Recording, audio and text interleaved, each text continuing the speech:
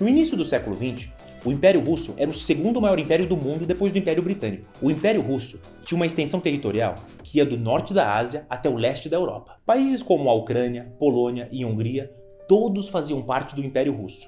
Espalhadas por diversas partes do Império Russo, as populações judias viviam segregadas, em comunidades isoladas e empobrecidas, chamadas de shtetls, que em Yiddish significa pequena cidade ou vila. Os shtetls eram praticamente guetos, onde populações judias eram forçadas a viver, sem ter acesso aos mesmos direitos e recursos que cidadãos cristãos ortodoxos tinham dentro do Império Russo.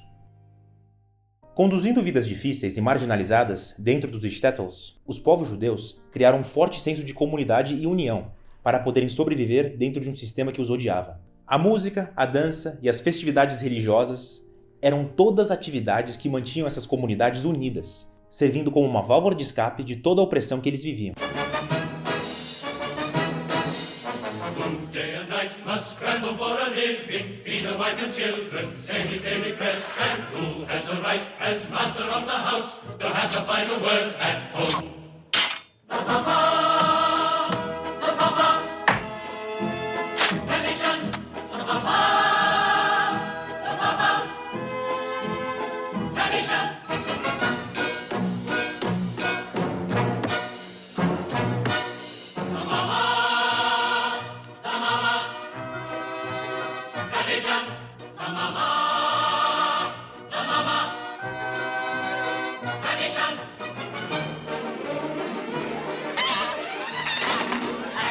I started Hebrew school, at 10 I learned a trade. I hear they picked a bride for me, I hope she's pretty. And who does Mama teach? To mend and tend and fix, preparing her to marry whoever Papa picks. The daughters, tradition.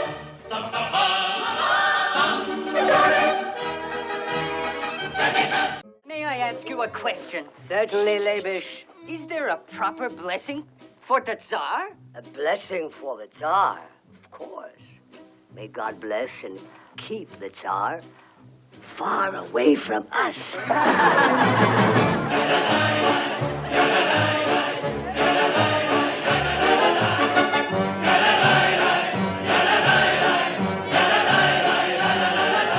Foram dessas comunidades que muitos imigrantes judeus vieram, indo para as Américas em busca de uma vida melhor. Foram nessas comunidades que os futuros criadores de Hollywood nasceram. Tanto que o renomado crítico de cinema Neil Gabler disse em uma entrevista: "O sonho americano nasceu no leste europeu. Mas antes de viverem o sonho americano, muitos judeus viveram um pesadelo russo." Além de sofrerem com segregação social e negação de direitos, os povos judeus passaram por perseguições sanguinárias, onde grandes parcelas da população russa invadiam as comunidades judaicas, cometendo uma série de massacres. Esses massacres eram muitas vezes incitados e aprovados pelas autoridades russas, que eram radicalmente antissemitas. Esse tipo de massacre contra os povos judeus se chama pogrom, que em russo significa destruir ou demolir.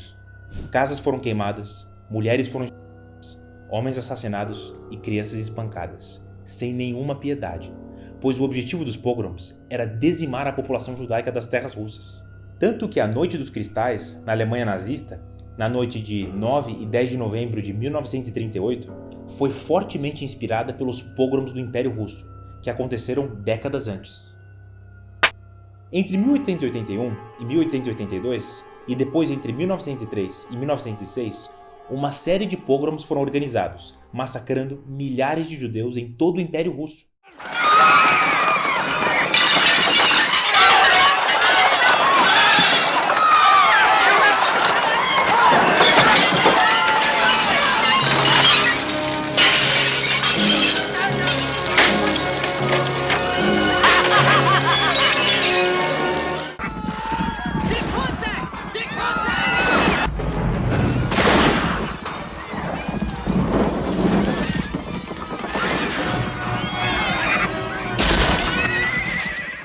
Sem poderem viver sob essas condições terríveis de destruição e morte, mais de 2,5 milhões de judeus deixaram o Império Russo, em busca de uma vida melhor. Muitos deles desembarcaram na costa leste dos Estados Unidos, onde eles encontraram um novo sonho de enriquecer dentro de uma economia em expansão. Além de prosperidade econômica, os imigrantes judeus estavam em busca de liberdade política e tolerância religiosa, que eram pilares fundadores dos Estados Unidos da América desde a Revolução Americana. Mas infelizmente, os judeus não encontraram circunstâncias tão amigáveis quando eles desceram do barco. Embora massacres organizados contra o povo judeu não aconteciam nos Estados Unidos, os judeus ainda não podiam usufruir dos mesmos direitos dos cidadãos americanos. Judeus eram proibidos por lei de trabalharem no setor financeiro ou qualquer profissão considerada honrada. Eles também não podiam morar em bairros nobres ou frequentar clubes de campo. E as universidades tinham cotas limitadas para alunos judeus. Sem acesso a trabalhos dignos, os imigrantes judeus tinham que encontrar novas maneiras para poderem sobreviver.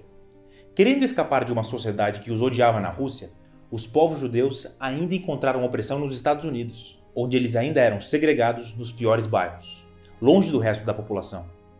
Nesses bairros mais pobres e isolados, eram onde os Nickelodeons estavam localizados.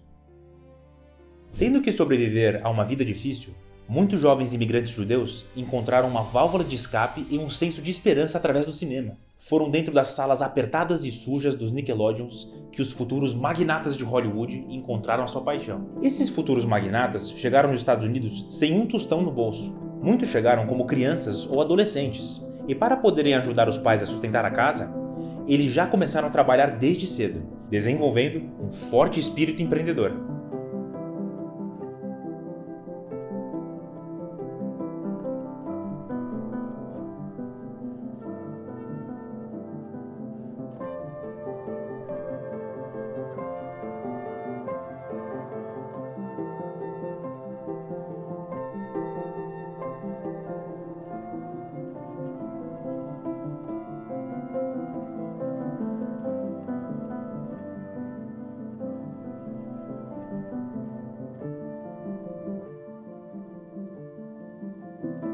Antes de entrarem para a indústria cinematográfica, esses imigrantes jovens e arrojados fizeram o que podiam para poderem sobreviver dentro de uma sociedade que fechou várias portas para eles.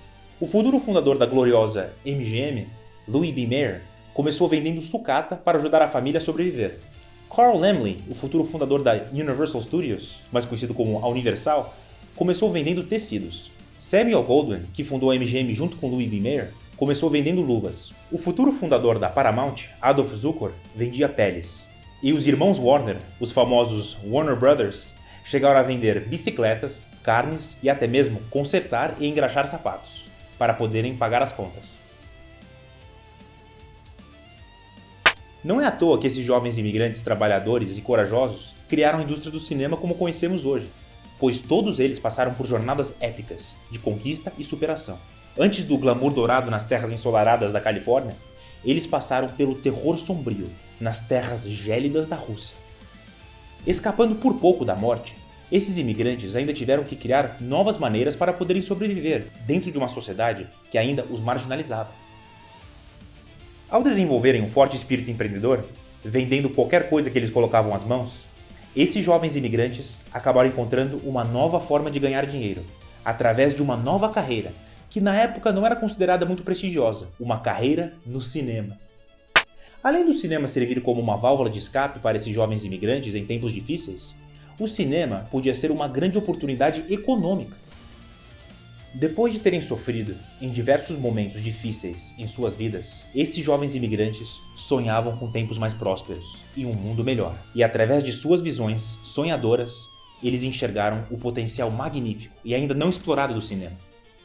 Como vimos antes, na virada do século XX, o cinema ainda era uma arte jovem, pouco prestigiosa e pouco explorada em comparação com outras artes mais antigas. Ao contrário das elites protestantes da costa leste americana, que enxergavam o cinema como uma forma de entretenimento barata para as classes mais baixas, um grupo de jovens imigrantes judeus enxergaram muito mais. Eles viram que o cinema podia se transformar na nova forma de entretenimento do século XX, podendo encantar e inspirar gerações inteiras, criando novas histórias, sonhos e mitologias. Exatamente como o teatro e a literatura fizeram por milhares de anos. Quase sem nada no bolso, como esses jovens imigrantes marginalizados transformaram esse sonho em realidade. Apaixonados pela imagem e movimento, eles começaram a operar salas de cinema em seus bairros. Como a comunidade judaica vivia situações de pobreza e vulnerabilidade nesses bairros mais marginalizados, esses jovens imigrantes queriam proporcionar entretenimento e alegria para suas comunidades, usando o cinema como escapismo. Exatamente como a música e a dança eram usadas como escape nas festividades religiosas dos shtetls na Rússia, filmes eram usados nos guetos de imigrantes dos Estados Unidos. Louis B. Mayer, Adolf Zukor, os 4 irmãos Warner, todos começaram a operar salas de cinema em seus bairros. Além de exibir filmes, eles também renovaram as salas de cinema para atrair espectadores de classes sociais mais altas. As salas sujas e mal cuidadas dos Nickelodeons se transformaram em salas mais glamourosas e atraentes, com assentos confortáveis, cortinas vermelhas e colunas douradas. Com isso, os Nickelodeons começaram a desaparecer no início da década de 1910, abrindo espaço para um novo tipo de sala de cinema, conhecida como o Movie Palace, que em inglês significa Palácio de Filmes. Dando um passo adiante, os imigrantes judeus também foram os primeiros a importar longas-metragens da Europa para os Estados Unidos. Até então, filmes com uma longa-metragem estavam apenas começando. A forma mais popular e conhecida de cinema eram filmes de curta-metragem, que contavam histórias rápidas como uma forma de entretenimento imediato. Mas os futuros patronos de Hollywood acreditavam que a sala de cinema podia ser um grande espaço para exibir grandes espetáculos e grandes histórias. Diferente de Thomas Edison, que via a sala de cinema como um lugar marginalizado, feito apenas para entreter a classe trabalhadora, esses imigrantes judeus viam a sala de cinema como uma nova sala de teatro, capaz de exibir grandes histórias. Firmemente contra a importação de longas-metragens, Edison acreditava que ele poderia perder dinheiro com esse novo formato. Diferente de um longa-metragem, um curta pode ser rodado mais vezes durante o dia, gerando assim mais venda de ingressos. Pensando mais a longo prazo, os futuros fundadores de Hollywood sabiam que o longa-metragem elevaria o status do cinema para um novo nível social e artístico. Com a mesma duração e complexidade narrativa de uma peça de teatro, o longa-metragem certamente atrairia membros das elites americanas. Com mais apoio e admiração das elites, o cinema certamente receberia mais recursos financeiros para continuar se expandindo como uma arte e como um negócio. Tanto que em 1912, Adolf Zukor exibiu o longa-metragem francês Rainha Elizabeth em um teatro da Broadway, recebendo aplausos da mais alta sociedade de Nova York. Mas, para não ficarem dependentes de filmes europeus, esses imigrantes começaram a produzir os seus próprios filmes para serem exibidos em suas próprias salas de cinema. Mas ainda havia um problema: o Edison Film Trust. Se eles quisessem produzir filmes com as suas próprias visões, esses imigrantes tinham que ir para outro lugar, longe da vigilância e do domínio de Thomas Edison e seus capangas.